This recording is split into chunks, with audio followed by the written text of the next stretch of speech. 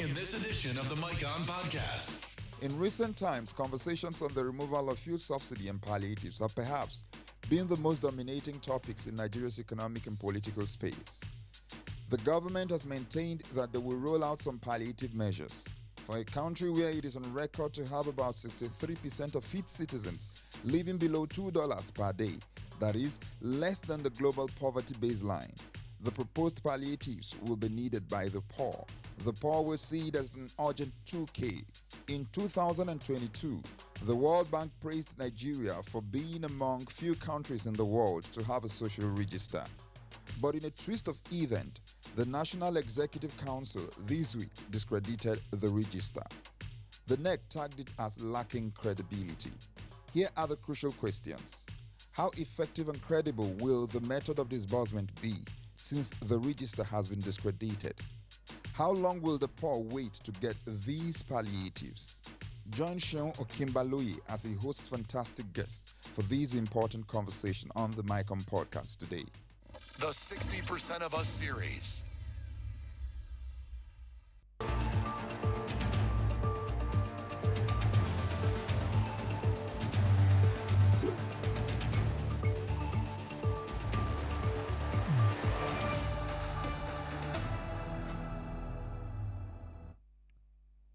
Hello, everyone, and welcome to this edition of Mike On Podcast.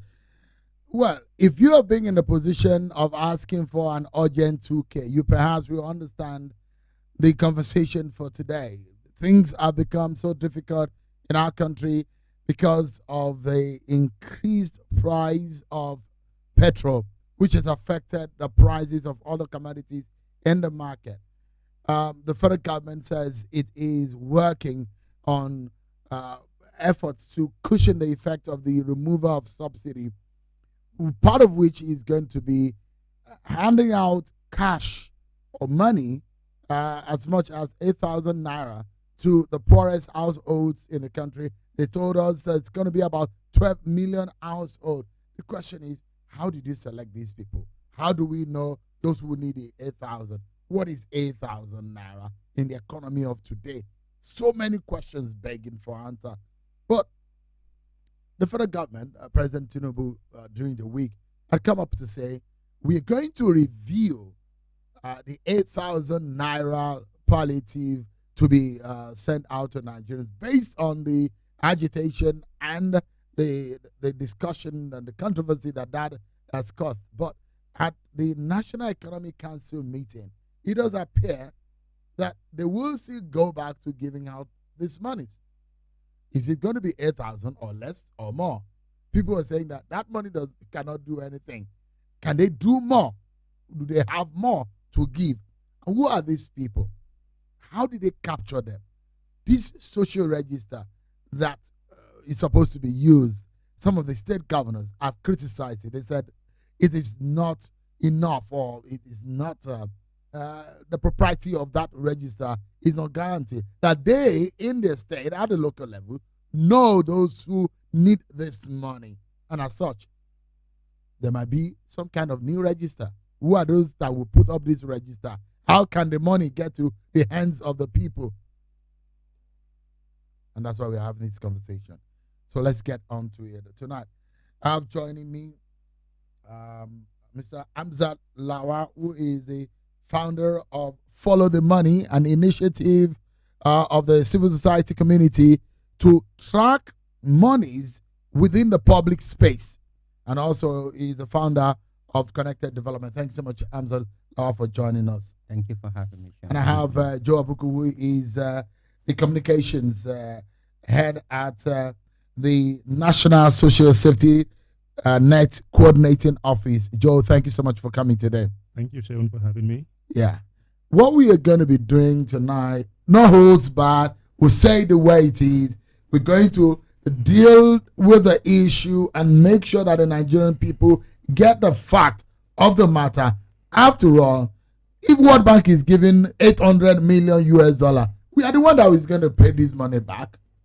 If the Nigerian people are getting the money, we need to be sure that this money is getting to those who need the money and is not getting into other people's hands. You remember what happened in the case of the Indomie, the popular, how they ordered the Indomie, simple common Indomie during COVID. They were hoarding it. So let's get to it. Amzikot, thank you so much. 8,000 naira. The president said they were going to review, but it looks like from the body language and what came out of the National Economic Council meeting, they're still going ahead with that initiative. Well, when you look at the World Bank development report, it says that for the past 5 months, over 50 million people have, entered the poverty line. So, and when you break down 8,000 naira, the government says it's going to distribute this in the next 6 months. So in a household, let's say we have 6 people in a household, so father, mother, and 4 children. That's less than even 50 cents for each individual per day. What can 8,000 naira do for a household for a month in the spread of 6 months? Sharon, the reality is, I think everyone in Nigeria right now needs palliative. If we want to look at the current reality. Before now, we say over 86 million people were poor. During COVID-19, it went into over 100 million people. With the removal of subsidy, with inflation, over 22%, the cost of everything has literally skyrocketed. So, yes, we know that palliative is definitely needed, but we need a palliative that is well thought through. Because what we are currently doing is more of a feeding bottle federalism. More like how this local government, the state, and the federal government continues to share FAC allocation. So now they're saying, let's even extend, some of the crunches that are left over on the table to people who are saying, oh yes, the economy is bad, and let's give them something. So I think that, we need to review how we're going to give palliative. And let's even look at it. What do we pay out of pocket for? Now is the cost of public transportation. So if you have a job, before now it takes you 250 naira to 500 every day to commute. Now it takes you about 1,000, 1,500 per day. So public transportation is what people pay out of pocket. Apart from public transportation is feeding. Everybody must feed. So now people do not even know what they will eat tonight, let alone what they will eat tomorrow. Another is healthcare. This is something that takes people's money from out of pocket. And then maybe education.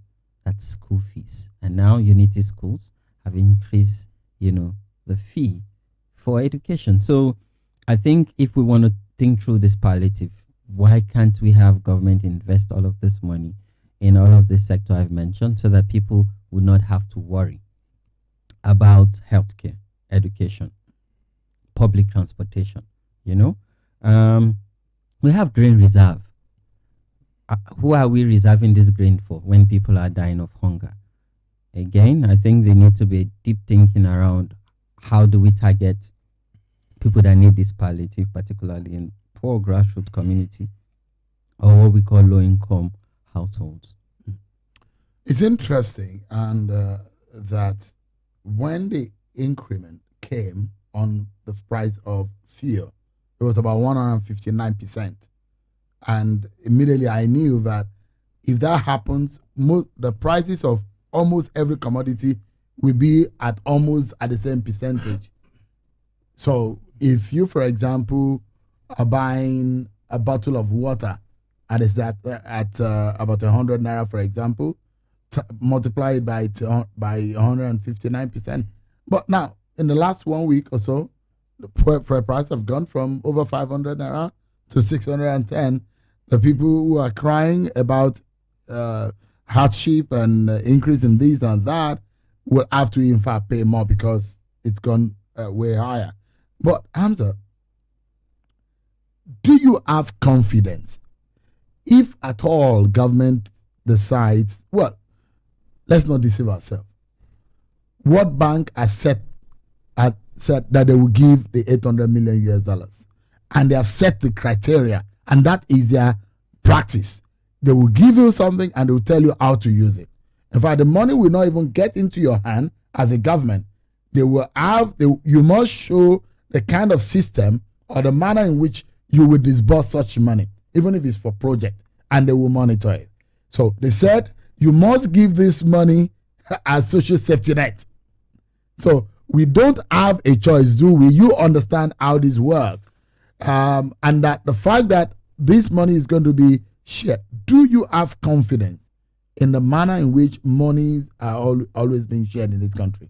So when the previous administration said they were going to get 800 million from the World Bank, the first thing we did was to write the World Bank. You know, Connected Development and Budget have this initiative in collaboration with the World Bank, which is Partnership for Amplified Voices. So we wrote the World Bank, and we met with the World Bank country director and the country team, who gave us a breakdown of how they intend to, provide this credit to the Nigerian government to provide palliative when the removal of subsidy, is being put to effect. And all they were waiting for is for the government through the National Assembly to approve this, and then the federal government through the Ministry of Finance writes them so they can access it.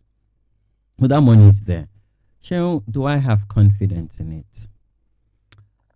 I have a bit of a knowledge on the social investment, particularly the conditional cash transfer, but I call it the conditional cash payment because if it was a transfer, it will move from one account to the other, so there will be a money trail, But now you put heaps of money. So the previous administration, what they did was they were counting money. I was in Nasarawa, I was in Anambra State, and to be fair, I observed, the distribution of this money to people and older people and people from low-income household. Connected Development also supported the federal government to build what you call the grievance mechanism. It was hosted by us, where we brought stakeholders and we built a system so when people are aggrieved, because mind you, there was report at that time where officials will give money to people who are meant to benefit from this social investment or palliative, and then someone in another corner will be waiting to collect some part of it. So that's why we came up with this, mechanism working with the government. So, but do I have confidence? If it will be the same way, no, I wouldn't have confidence. If it's going to move from account to account, so from, where you can go to the Accountant General's office and then you can access how this money moved, who are these people that are benefiting, you can actually, because you have BVN, you have NIM, if it's tied to BVN, so you can see how it's moving. And then when we follow the money, we can then go to this community and verify that, okay, truly, this money moved from the federal government account. But most of these people we are talking about are now bankable. Exactly, because they don't have bank accounts. So banks. So Shehu, I think there are no branches of banks in their area. There's an opportunity here to actually integrate people into the financial system. And I think this is where we need to think through. So if you go to East Africa, particularly Kenya, today they pay with their mobile phone, using M-Pesa. This is something we can integrate. There's no local government you go to in Nigeria today where you don't have at least one mobile network. So why can't we build a mobile payment platform so that this money goes into their wallet or their mobile number becomes their bank account? Because that's what happens with M-Pesa. And then you can pay for goods and services. And let me tell you what this does with data. It shows what are people using this money for. Because again, as government, to plan effectively, you need to know, okay, this 8,000 naira, what did they spend with it? Did they buy food? Did they pay for hospital? Did they pay for education? So that would also help government to plan, to say, okay, since they're maybe 70% is using this to buy food, how can we also arrest inflation and the cost of food in the market? If it's for healthcare, how can we strengthen primary healthcare centers? So again, if they do this palliative the same way, if that's what the government intends to do, then there's no confidence in it. I'll come to Joe now. And the statistics available show that it's just less than 40 million Nigerians, less than about 36% of the Nigerian adults over the age of 18 are banked. So it tells you that there are millions upon millions of people who may not be able to get these monies. But the controversy around the social register, some of the governors are not happy, Joe, and your office pretty much coordinated the social register, which your office said is in fact is the most dependable on the largest social register that we can find around. Is it true that your register has its problems? Well, I wouldn't. Nothing is 100%. So first of all, I'll say we stand by what we say, that the National Social Register is the most comprehensive database of poor and vulnerable households in Nigeria. We stand by that. How many people are captured? As of now, 61 million people from about 15 million households. So that includes, sometimes in some cases, parents and children. There are cases of single households as well, but like a total of 61 million individuals. But do you have the regional spread? Sorry? The regional spread of these households? Regional spread. Where we can find them. How many do we have in the Southwest? Out of these 15 million, how many do we have in the Northwest? I may not be able to reel that off the top of my head, but we can share. We have a summary that breaks it down by states. Mm-hmm. Every state has its entry in terms of, it's broken down into individuals, households per state. You can break it down further on gender.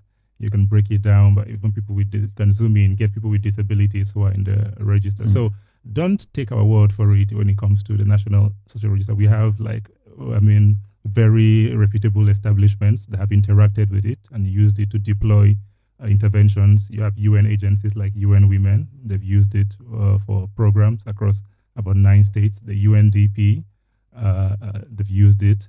International Labour Organization, ILO, during COVID, mined from the social register to deliver programs. UNICEF. And this is over the last 7 years? Absolutely. The conditional cash transfer, which Hamza spoke about, mined from the social register as well to pay about 1.9 million households over the period the program started. Tony Elumelu Foundation. Now, these organizations or establishments I've called are not ones that will touch your data with a 10-foot pole if the integrity is questionable. The UN system, the quality checks, they take the mined data, go verify themselves. They don't just grab a list we give them and run with it. They go to the field themselves, verify before they use it. So it's by far. How do you determine, Joe, yes, who is a poor person in Nigeria or a poor household? Very interesting question. So we don't have a one-size-fits-all definition of, who's poor or poverty is. That applies to, of course, we know, deprivation in terms of quality of life, but we leave that definition to the communities. Now, the way the National Social Register is built, once the federal government, represented by the National Social Safety Net Coordinating Office, signs an MOU with states for the building or development of the register, states take that process and run with it. They set up an office, they recruit civil servants within the state civil service to man that office within the state's Ministry of Planning. That's because the social register is a planning tool for, development, social assistance, different levels of programming. Now, so it is not true that the states are not part of the social register. The states play a big role. The states are the ones that even cascade it down further to the local governments. Some of the governors have denied the National Social Register. So let's look at it this way. We have, if my math is right, close to 50% of governors in Nigeria today are new people. Handover notes are what they are. They can be bulky, the size of encyclopedias. It's possible some governors haven't got to the benefit of a proper briefing or maybe haven't gone through the entire handover notes. They'll come to see that the register is a very solid asset in their hands, because the register doesn't just speak to individuals who are poor and vulnerable. In every state, we have what we call the community profile. It tells we've been to 170,000 communities across the country in building the register. That's the community the register touches. Community is sub-ward. So a ward might have 10, 20, 30 communities. That's the level we go down to in building the register. Now it tells for each community, you can see its closeness to a health center. Does it have motorable road? Is there a market? Is there a school? There must be a landmark. Is there a bank? Yeah, so governors can use that and cite which communities lack water, which communities lack health centers. That's something they should do. I believe they'll come to, they'll get a proper briefing for those who haven't already. But in terms of how the register is built, it's at the community level. We do what we call community-based targeting, where teams recruited at the state level, at the local government level by the state structure, go into communities, meet with the gatekeepers or leaders at that community level, and then agree a date where they meet with community members. The community members are then asked to define poverty within the context of the community. They know themselves.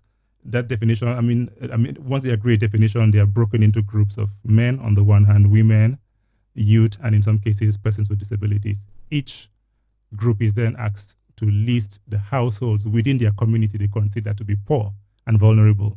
So the men will have their list, the women will have their list, the youth, and like that.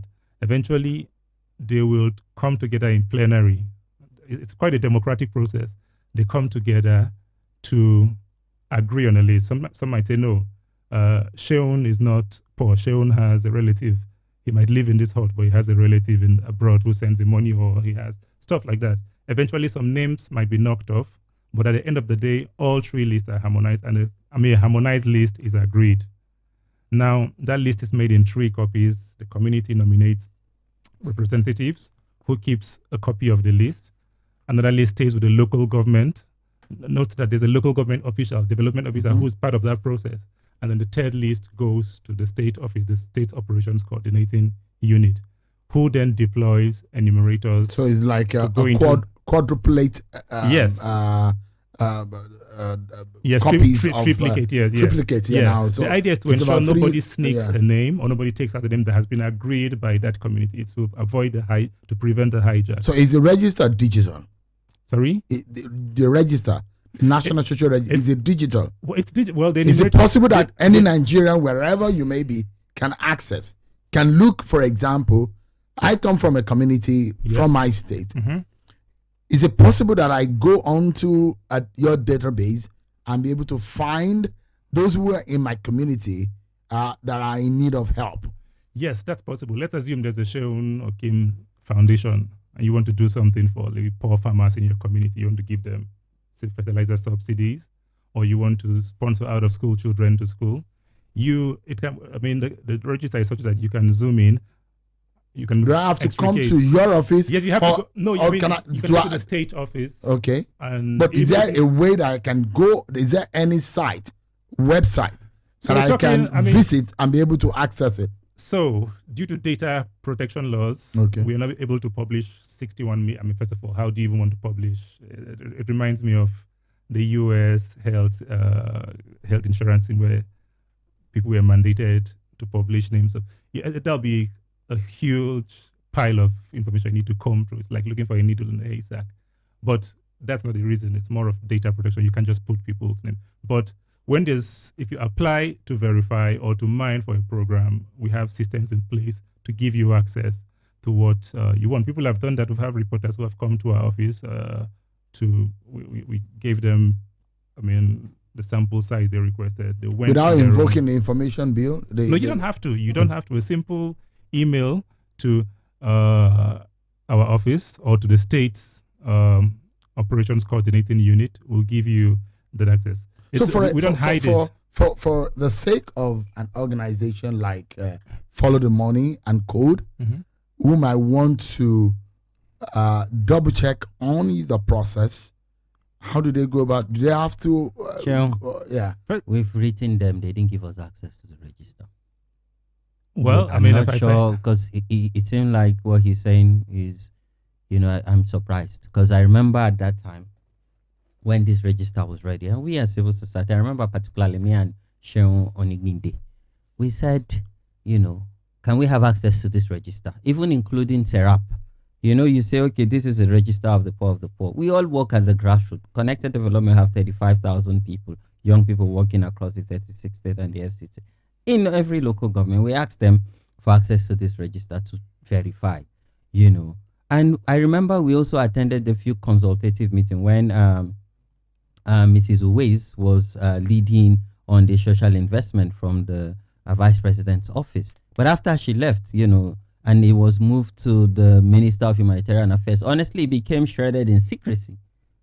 That's something I'll strongly, refute. We are open, like I said. There's a journalist, his name might ring a bell. His name is Peter Okanga. I think he does stuff for the BBC as well. He'd come if you write us, So are you saying you're giving international media and you're not giving No, local did you get civil feedback society? from NASCO when you wrote? Did you get feedback, or was it?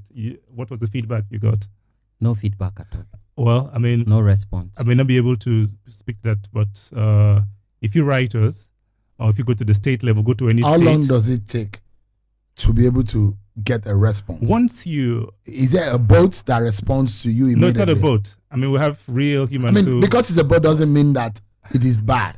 I understand. I mean, it's a mechanism. It's an No. AI to be able to help you get an auto response until your specific query can be attended to. Sheung, we all understand data protection laws and policies. In short, I informed the world a meta, that's Facebook consultation around data and data protection.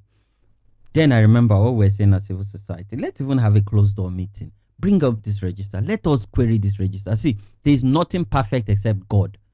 Data must speak to the language of policy and decision making. I remember we said, let's even go into a closed door meeting. Bring this register.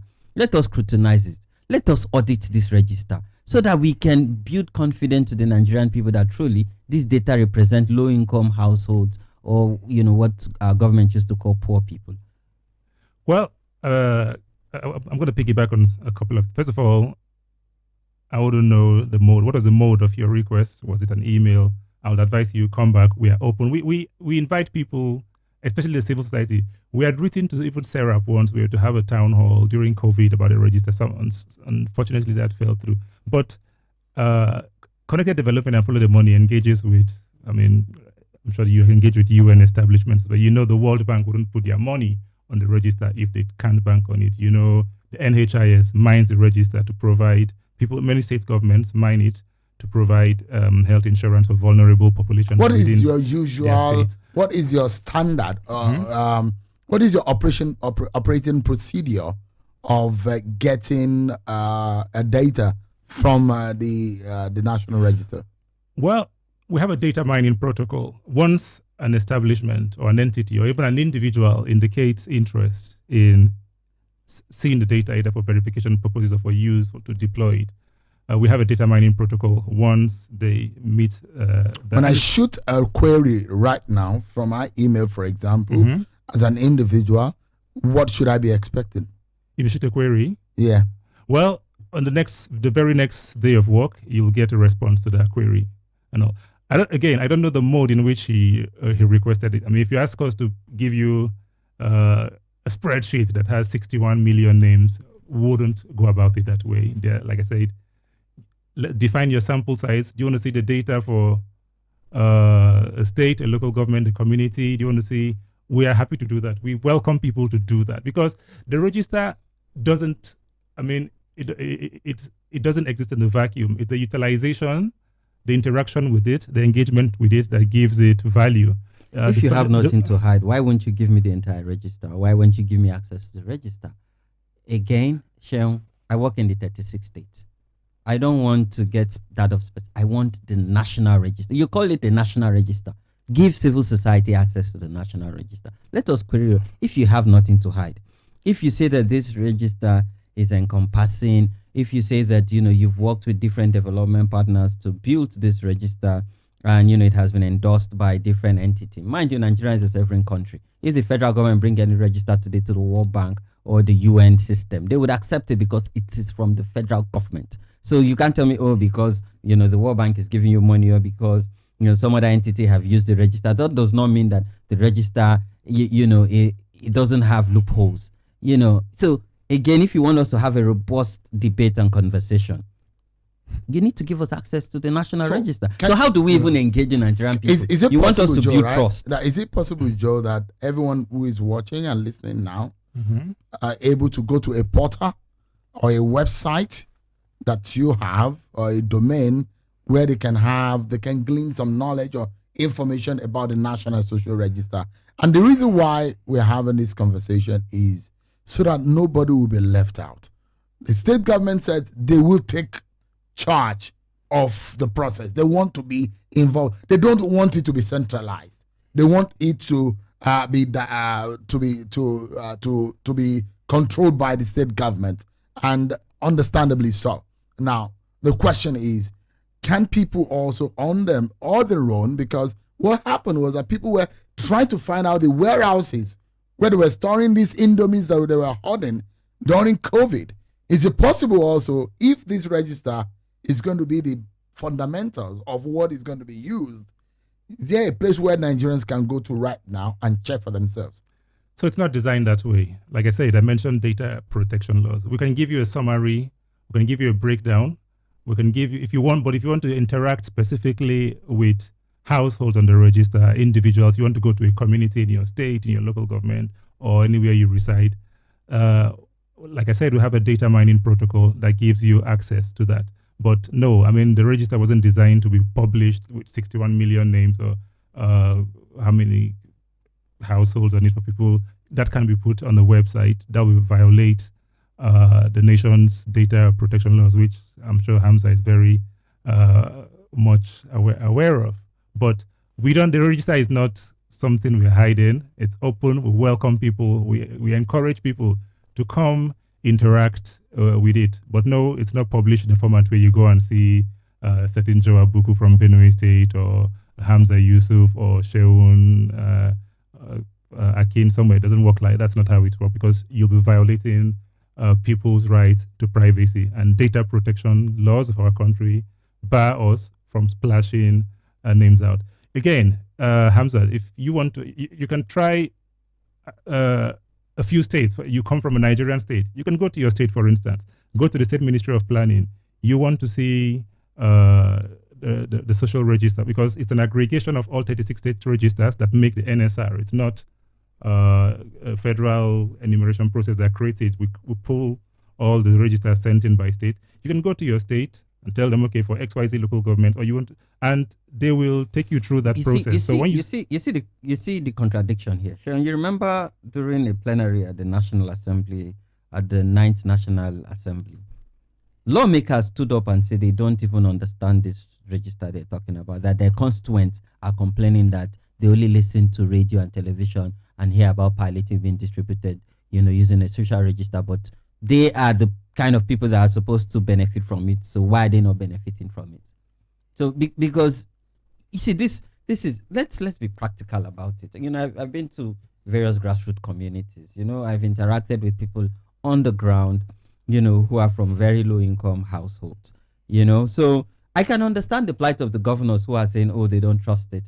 Mind you, if you say, oh, these are domiciled in, State Ministry of Planning, Budget and Planning, or Planning and Statistics. So why is the governors, you can say, oh, some of them are new, but come on, they have handover notes, and you have civil servants in this ministry who would brief them. They have permanent secretaries. So if they're coming and saying they don't trust it, you see, show my own biggest worry in all of this is, if we now say that we want the state governors to take ownership, I don't want it to become a political tool. And that's a fear.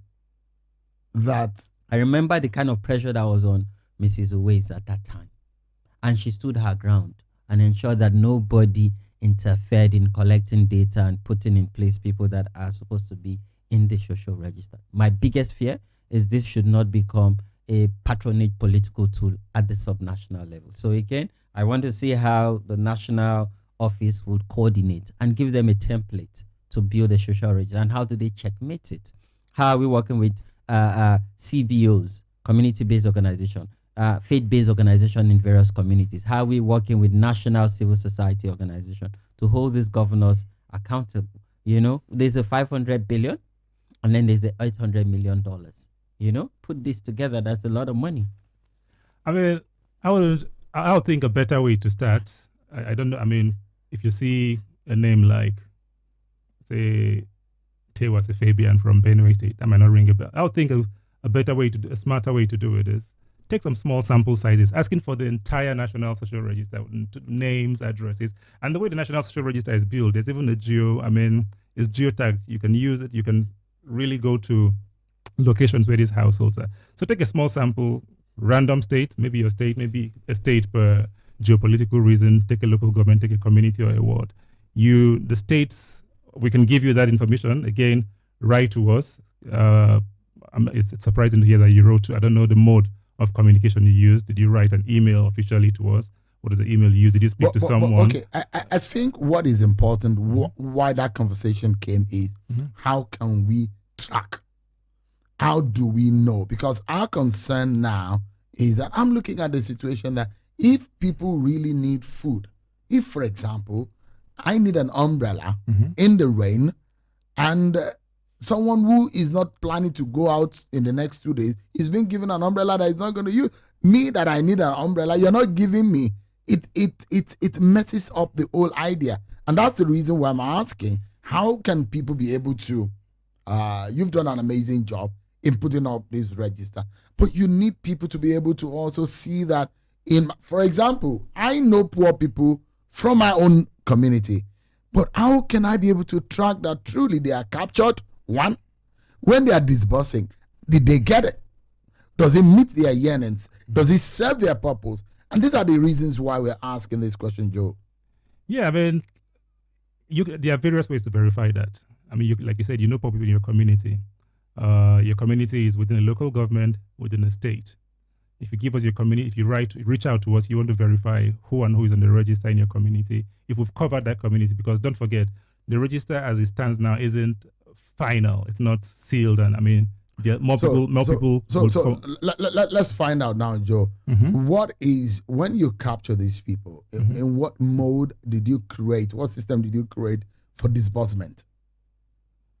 So let me disabuse the minds of people. First of all, the National Social Register, it's not a cash transfer register. People seem to be thinking, oh, the register is built to pay cash transfers to everybody on it. No, that the register is a planning tool that government, development partners, philanthropies, charities, individuals like you and Hamzat can deliver social assistance or poverty reduction programs. Now, the conditional cash transfer program, which he referenced earlier on, used the register. I think that was our first customer, the National Cash Transfer Office. The mined 1.9 million, 2 million households over a couple of years to pay cash transfers. The idea of the register is for whatever intervention you want to do to address poverty and vulnerability. We can zero in on that. You want to do something for widows, you want to do something for out-of-school children, you want to do something for people with disabilities, you want to do something for the aged, you want to give health insurance, social housing. So now, but specifically to your question, when it comes to cash transfers, there are a sizable chunk of households in the register have bank accounts. Wasn't always the case. It started, not that we started from the rural areas mostly, where the people are unbanked. This process has been ongoing since 2016. The registers have been constantly updated.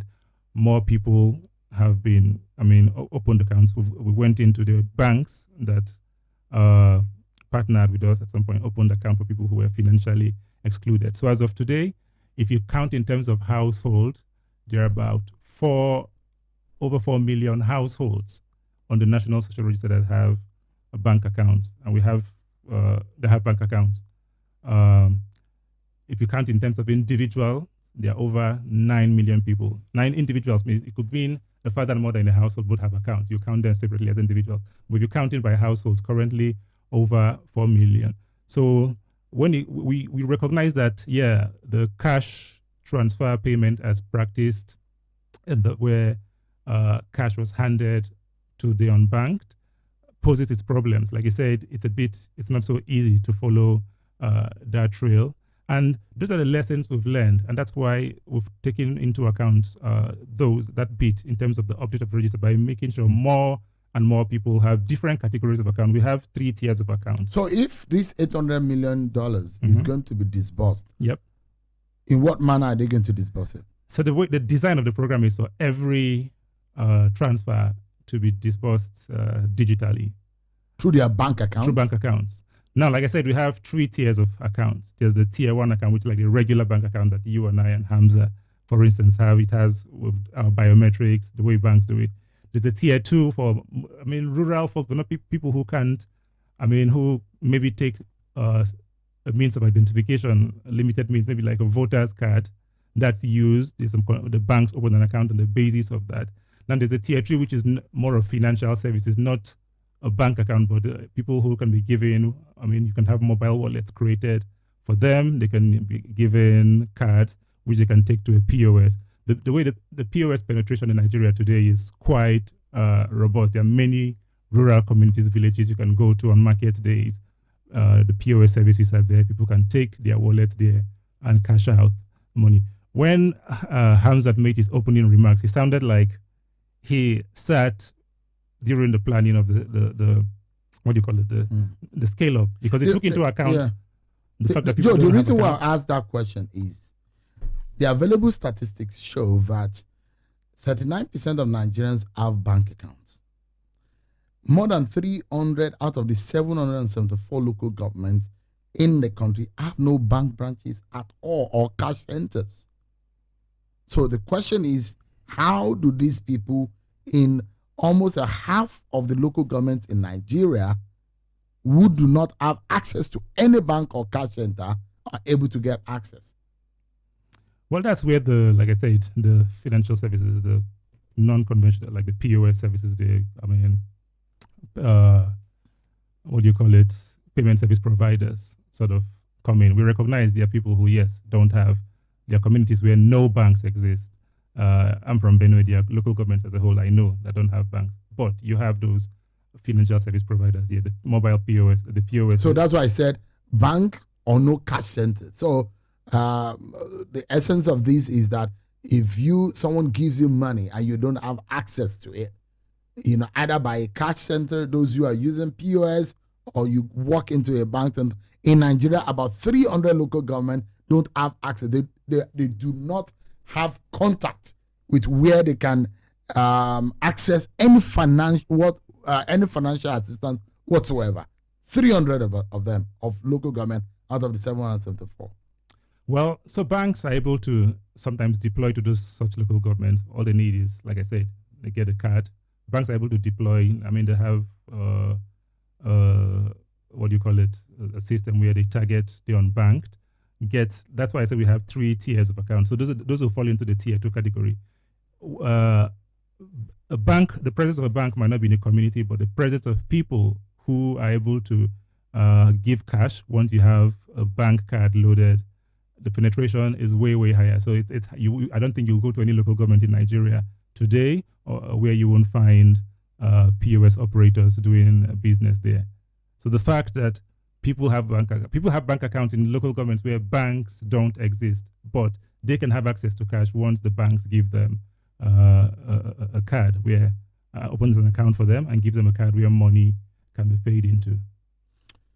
Hamza, how do we go forward from here? Because Joe, on one hand, there is sort of an encumbrance, if you may call it, on the access towards your own database.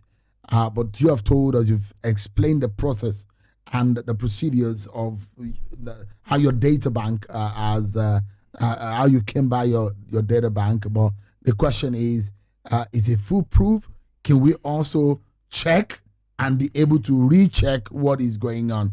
Because it's very important. We can't just have something goes on and nobody is able to. I would advise. To I would follow up with Hamzat. I said, look, you don't have to. It's asking for the entire thing. Some names won't make sense. So you can ask for piecemeal. Go to communities where you might know people. That's a good way to start. Go to your local government. We've covered over the National State Register has covered over 730 local governments in the country out of the 774 we have. So I'm sure a local government from your state. So how do I for sure know that your 15 million worth of household-based data bank is foolproof, is accurate? How do I know? How do I cross-check? Well, that's an interesting question, but it's almost impossible. It's not impossible. So because if you see it from the back in end, the eating. if you see in the back end, for example, I cannot tell anybody that I am 6'5" feet tall. I can't tell anybody because anybody who sees or knows me know that I'm not 6 feet tall. The question, so it is not only my own fact. I cannot only say Sheon Okemalo is 6 feet tall. You can do a random sampling. Looking at check. 61 million names might not make sense, even if we lay it, but it might not make sense But to you. there's a way we can. There are people who are expert in data management. Mm-hmm. They can, looking at the data, there are ways that you can do your samples and you'll be able to get accuracy of what your And I office say the are. best way to do that is do a random sampling. Take random states, take random communities, take random local governments. Like I said, rolling out 61 million names might not make. You might see 1,000 names in Kwara State. That don't make sense. You might see 1,000 names in Jigawa State, Hassan, Bala. Doesn't make, do a random sampling. Pick communities, pick local governments. What is their identity? Do they have? Are there identities too? Because apart from my name, there are possible people who will be I have in my family. I'm not the only Okemalo Esheon. There are over. But I'm not sure there is another Okemalo Esheon born on the same day, the same month, the same year. So that's taken care of. Do you have? Yes, we have. There are over 138 data points in the National Register. So a sizable chunk of them are already, because our data is interoperable even with the NIN, a sizable chunk of them. So every person on your data bank has an NIN. Not as of now. As of now, maybe not, but a sizable chunk has NIN. Do they have? Because when we started the process, NIN thing wasn't quite. Do they have typical identities? There's a unified, there's an identifier for every person. Yes, a unique identifier for every person. Hamza. Joe is speaking on behalf of the bureaucracy in government. Not at all. Because that's how I see it. So you have this social register, and you are now telling me what I should do, which sites I should access, which sample I should take. You're not saying, okay, here is it. Do as you wish and come back to us with feedback. And that does not give public confidence. But that's by the way. Where do we go from here, Sean?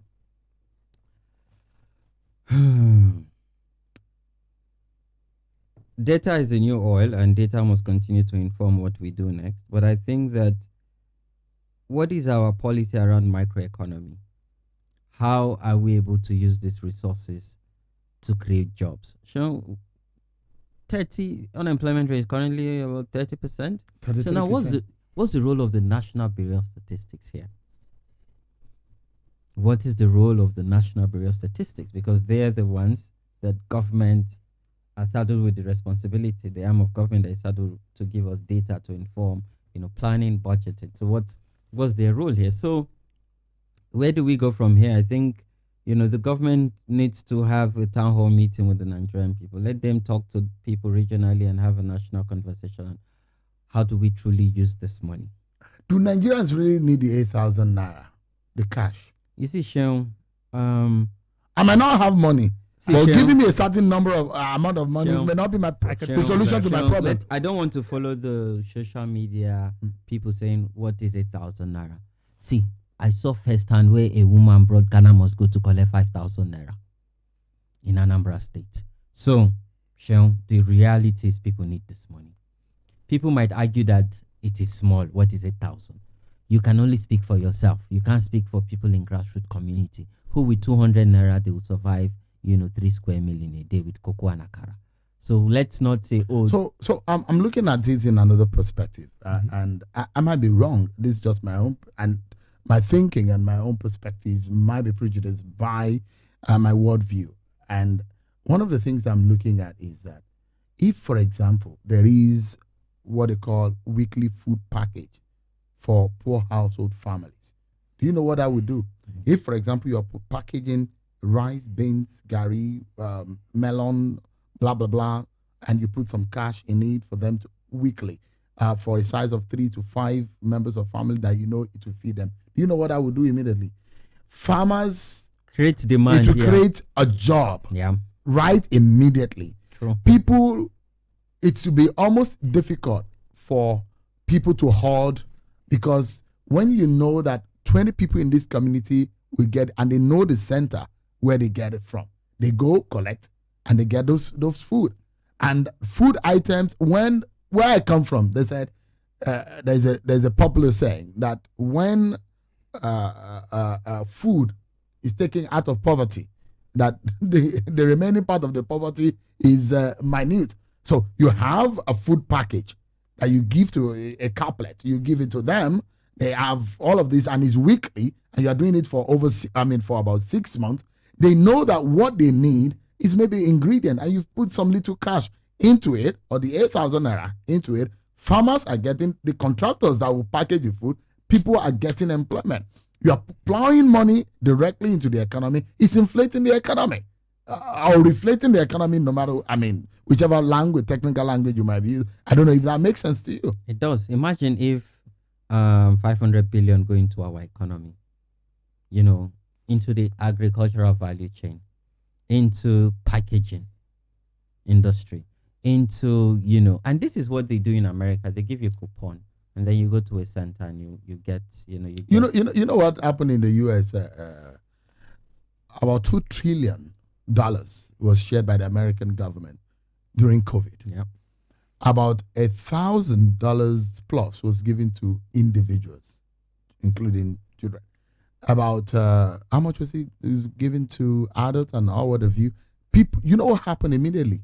People who have jobs and they were being paid less than what government is paying them, they started staying at home.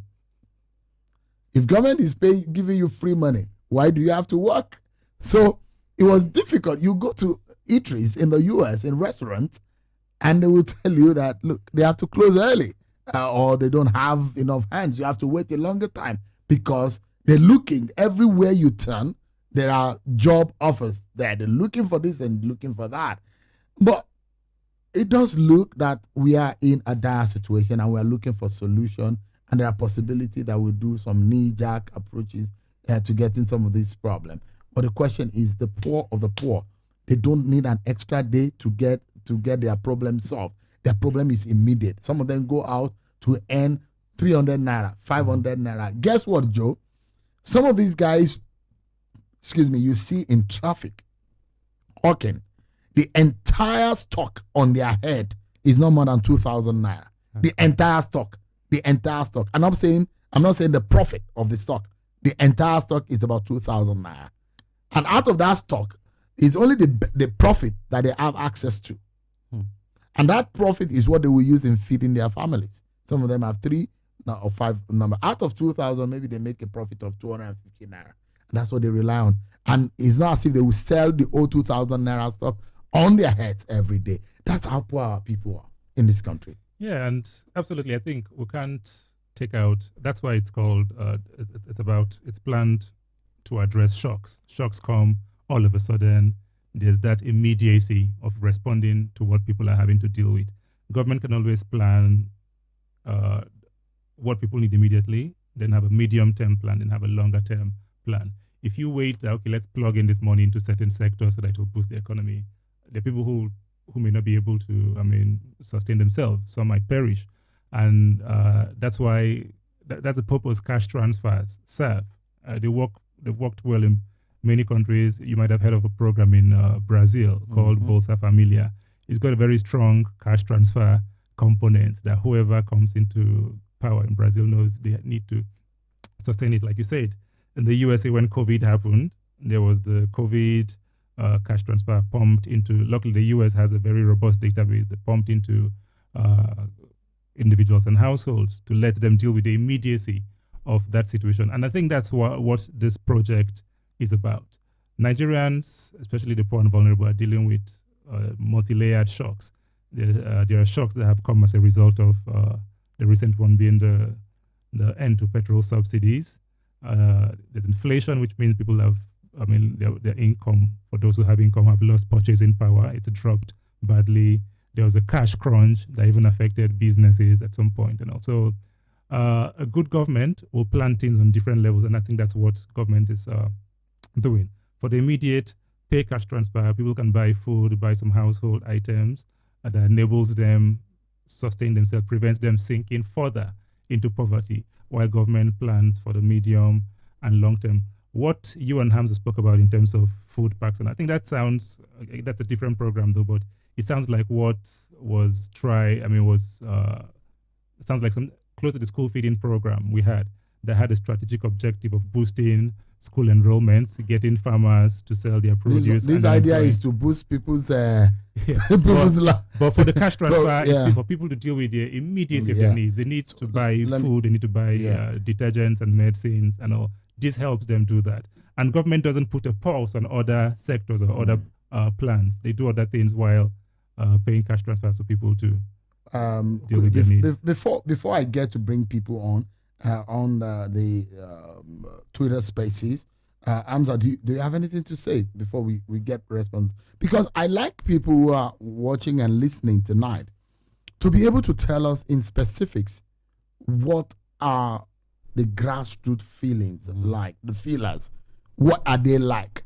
Because it's easy for you to sit as a government in Abuja and make a decision for the people. And I remember, I think it was Kayode Fayemi, the former governor of Ekiti State, who said there was a time that he thought that this was what the people of the state need, but not realizing that he thought he was sitting as a governor, he thought that it was a good idea to provide this and provide that. But guess what? Some of the communities said what they needed was a town hall where they could sit and have weekly meetings, weekend meetings. So you imagine that you may not even think about providing that kind of thing, because naturally you think they need roads, they need pipe-borne water. But the priority of that community at that time is give us a town hall, a space where we can meet. It's for the pride of the community. That's what they needed. So, and that's why I would like to get the feelings from, the feelers from those who are listening tonight. And I'll go to Twitter Space. Do you have anything quickly? No. Before we go. Let's hear from Twitter. I mean, this is one of the most interesting part of this conversation, getting to hear feedback. And I like people, I want to take as many people as possible.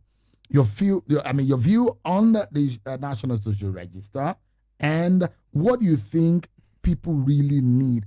If it's a 30 seconds intervention, make it sharp, straight to the point, so that we can get as many people as possible. Let me begin. The lucky person, the first person that will be getting is Astardust 6_66 Siena Legbede Aguadu on Twitter Space.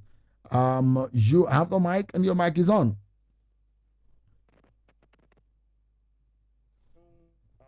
Good evening, Nigerians.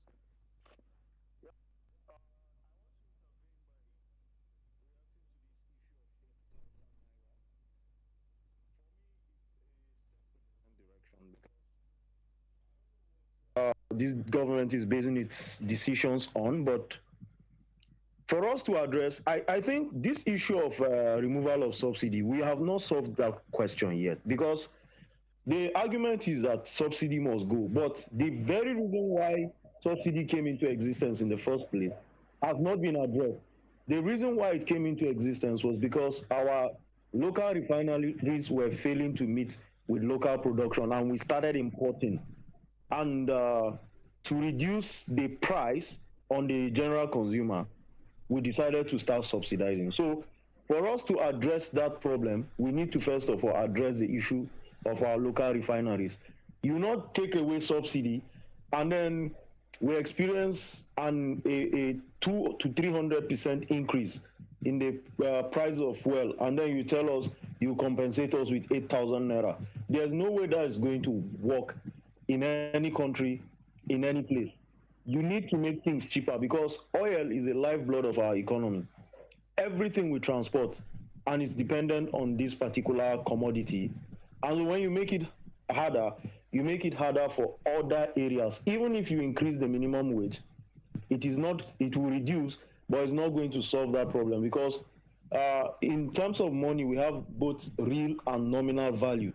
You may increase our income by nominal value, but at the end of the day, it may not increase by real value. So for me, we don't need that 8,000 naira. We need something to replace the subsidy, which will even be better. Get our refineries working. Let us get our crude from our ground. We are not buying it from anywhere. We get it from our ground. We refine it. We sell it to our people very cheaply, so that goods can be moved easily across Nigeria. And then, of course, with the removal of the subsidy, we expect them to invest in road infrastructures, railway, and other things to make movements of goods, people, and services very easy. to reduce the All prices right. of commodities within the country. Thank you. Thank you so much. I really appreciate straight to the point and very thoughtful conversation that you've raised there. At Rennie Rodig, 1142, SM on Twitter space. Europe up next. Please go ahead.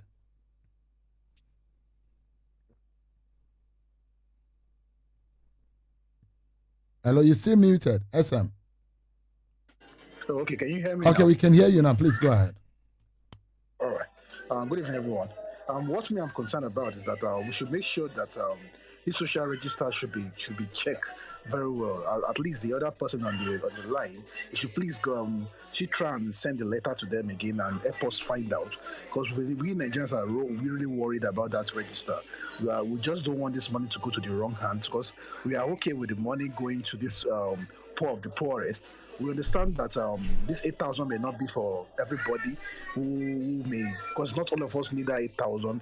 And what we expect is that according to the NEC meeting and the other governors, they were planning other palliative in the terms of buses for so in the reduced price. That will help again. If they can get transportation working, they can, like the other states, the way other states are doing, like Borno and all, the way they produce buses for the farmers to use in going to their to the this even in the urban area. If we have buses available and we can get transport at a cheaper price, that will help a lot.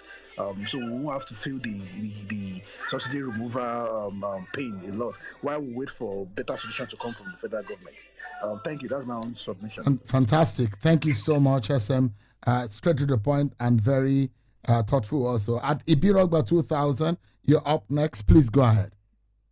Thank you. Good afternoon, Sheon, and good afternoon to everyone on the space, Mr. Joe and Amsa. I listened carefully to this both submission, and I will start this way. I want to say, to be honest and to be fair to Mr. Joe, I think there is also what they call data protection. You can't obviously provide what they call it 61 million people that are just give it to any organization that just shows up and say, please provide me this information. Maybe if you come with PI, that's the information, this thing, what they call it? Freedom of Information Bill. Yes, maybe if you come with that, I don't know how that one will apply in that kind of situation. But you have to also be very careful in this new world that we are in. If data protection is a big business, and anybody can sue anybody, say, "Oh, why did you provide this information for for people to see?" You know, so you have to be very, very careful sharing people's information. That's one. Then two, quickly, speaking to you also raised another talk about. 8,000 naira and passing it to the governors and all of that. Yes, a lot of us have concerns about the governors and maybe you carefully using the word credibility and all of that. But if you want to also be honest, I think the governors, when they are honest in a way, you will get them. They know the people that they know how to reach out to the people that are really of the poorest of the poor. Take for example, you cannot say that the federal government should go and be reaching out directly to the poor people in Borno State. The governor of Borno State, as of now, I think he knows them more than even the federal government. That's a reality, you know. And we have to also need to also begin to work towards true federalism if we want to work in that direction. So that is just that. Then also, I hope you allow me. Then also, you also want to think of the correctness, because sometimes some other people, is the register, now speaking to Mr. Joe, is the register always up to date? The last time you did it, I don't know when you did it, maybe 2019 or so. What is the current situation now? How do you get it up to date as an ongoing process? I think those are just my three concerns. Thank you so much. Thank you so much. I really appreciate your intervention. Let's get some more people. I have Olu at Emperor 24. You're up next and your mic is on. Yeah, sure. Thank you. Good evening, everyone. I'm speaking from UK. Let me quickly speak to the topic directly. I don't want to waste too much of time. I've listened to my JS brothers talking about the data, how they're going to register, receive this palliative for the giving. So let me go straight to the point, and I know a few Nigerians are here, they can pass the message. Palliative is not the solution. I mean, it can't solve your problems. Palliative is just the to support you, just like a voucher. A voucher that they give, it exists everywhere, even in London, America. It's just a token, like you can buy a biscuit, just a little relief of individual citizens. So people should not put their mind on that palliative because he removed subsidy. Is searching for solution. It's not a solution. It's just like voucher. Go and buy yourself a pure water to solve one or two problems that you might be facing during that difficulties. That is one. Secondly, what I want to say, Nigeria are very poor in database, and this problem persists for several years, which our federal government and military government ignore, uh, not plan to have search for solution to these problems. Because when my brother is talking there, they will go and register, they will go and do, there will be too much of fraud. Like UK here, Sharon, you know very well how they operate in America. Every country in Europe have a NI, national identification number, which I suspect Nigeria mal regulate because they could not do it totality in totality. Now anybody can come to Nigeria and claim I'm a citizen and claim any money there that is a palliative. Here you don't need to step out. Your name is already existing in a database. When you are entitled to, they know your status when you are working or you are not working. These are the system Nigeria federal government is supposed to put in place. When this thing is missing, we will continue coming down here to discuss argument, start cracking our brain how we're going to share common 8,000 naira to the needy. So this thing it look embarrassing to me. So Nigeria should, federal government or military government that they passed, they neglected this, and the democracy we are practicing now supposed to be more dues, more smooth, more than what we have experienced previously. So the value of a human being supposed to put in first place. Who are you, Mr. Sheun Okibaloye? Yeah, N9 number, this. Address number change 20 times. It doesn't change that name. It doesn't change your date of birth. So it doesn't change your identity. Two persons can be using N9 number. So in the case of Nigeria, we are missing it. So we will continue cracking our brain every year, every season that something like this will come up. So Nigeria should do better. All right. 8,000 naira is not the solution. It's just for the medi.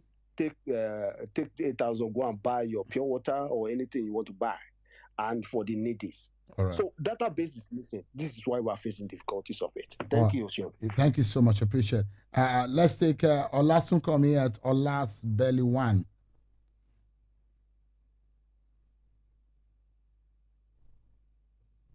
Olas Belly, are you there?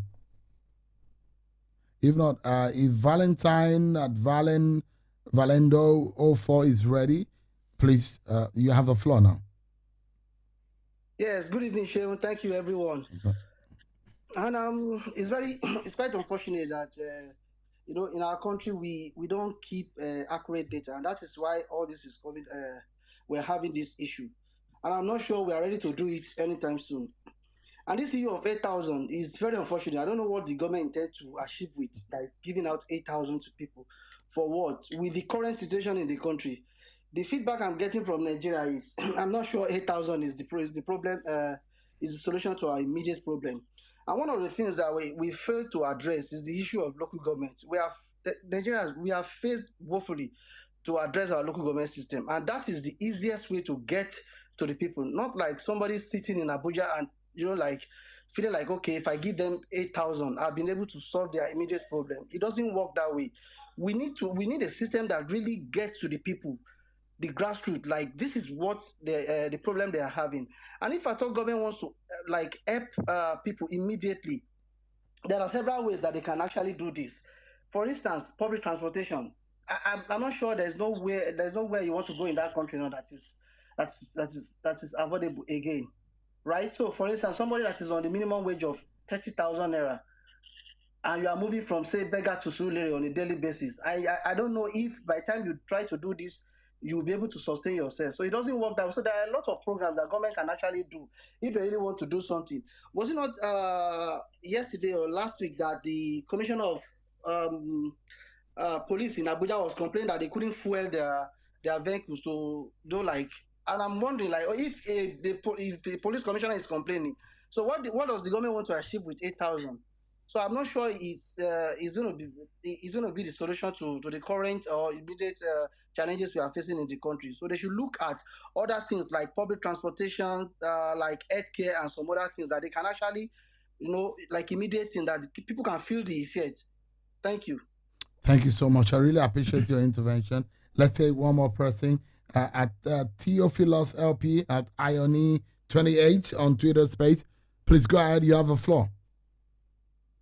Hello, good evening. Good evening, everyone. Yeah. The host and Sheon Okimbaloyi, that is my foremost journalist. Thank you so much. Thank you. Thank you, Theophilus. All right. My little submission is, just as the last speaker just said, of a truth, there is nothing 8,000 naira can do to Nigerians. I work in the interland. Now, the truth is, the host said 5,000 naira means something, not the current reality of Nigeria of today. Many persons in the interland, I'm telling you, even spend more than people in the city. So the first solution to this, if the government have removed palliative before planning, that is wrong in the first place. Now the first solution is the transport. Many persons are losing their jobs. Many persons are going to their place of work just twice a week. The first thing that the government should do is to make the transportation affordable for everyone. Affordable for everyone.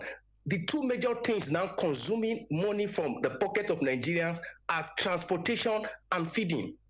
Things are extremely expensive in the market. Then secondly, transportation. So if there's going to be any intervention, this 8,000 naira, how long is it going to take? Just 6 months.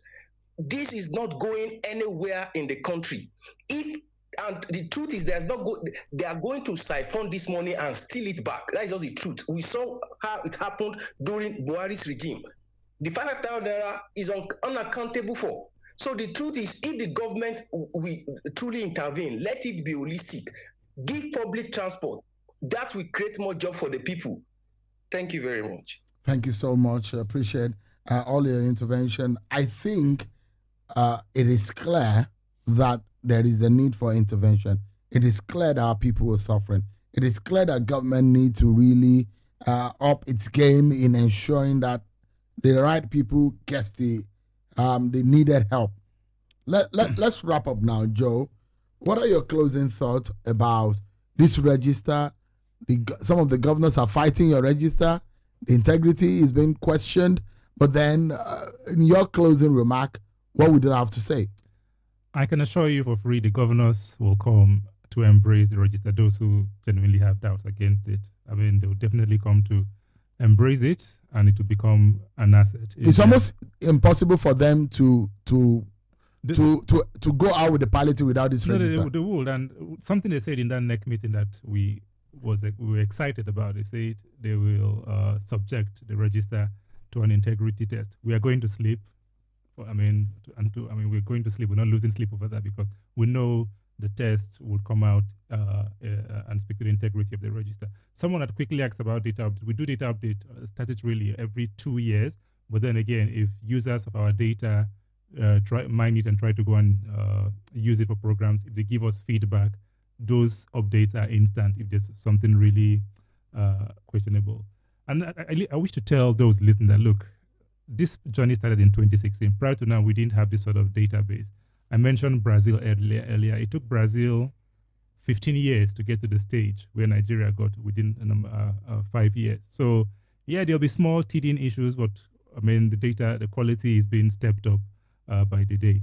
And then I'll say to people, those who think, my co-discussant spoke about it earlier, who think 5,000 doesn't mean much or 8,000. We get that. For people, a certain category of people, that wouldn't mean much. But there are people in the rural areas, in parts of even in urban slums or urban areas, that it makes a difference to. Would you rather it's 5,000 or 8,000 added to whatever they have or what they don't have? So nobody will say, no, I don't think 8,000 means little, so take it away. It always create additional value for them. And let's look at those funds that's being pumped into the economy. It's going to stimulate the economy in different ways as well. I don't buy into the inflation narrative people talk about, because I see it pumped into the economy as something that will bring other benefits. But overall, the NSR is robust, the integrity is top-notch, and we'll hear back from the governors when they subject our register to an integrity test. Hamzat, your closing remark. Well, first we need to look at the social investment, conditional cash transfer. We need to audit it. We need to audit it holistically and see what is the impact, what is the gap, where are the leakages. For the register, if the office had given us access to it, we'll be the one advocating and championing and telling the governors that you don't have to put it through an integrity test, because civil society organizations have already done that, which would save us time and resources.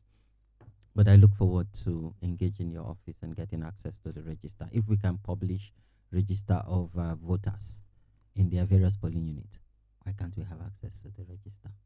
Thank you. Hamza Cole, I'm almost tempted to call you what we call you outside of the studio. Yeah. Hamza Lawa, thank you so much. Founder of Follow the Money and Connected Development. Thank you so much indeed for your time. And Joe Abuku, who is the communications head with the National Social Safety Net Coordinating Office. Thank you so much indeed. Thank you very much. I appreciate it. My pleasure. There you have it, everyone. Nigeria's National Economic Council resolved not to use the National Social Register used by the Muhammadu Buhari administration to implement for the conditional cash transfer. There is question marks on the integrity. The state governments want the process decentralized. With that, there is being a concern that the process may be politicized. The social register distribution is likely going to be done through digital means. Here's a loophole that is being identified. The poorest 25% of Nigerians are likely, if not totally unbanked and don't have access, also being established in the course of our conversation. The social register is a planning tool and not a platform for disbursement or cash transfer means. How up to date is a register? How clean is it? There are also questions of data protection, especially as it relates to independent bodies having access to run integrity tests on the database. In all, there seems to be no established forest of the poor and the means to disburse them to without the money getting into the wrong hands. Data is a new oil in small communities where deserving households get the money to cushion the impact of the recent fuel subsidy removal. A lot to chew on. And the coming days, we see how all of this play out.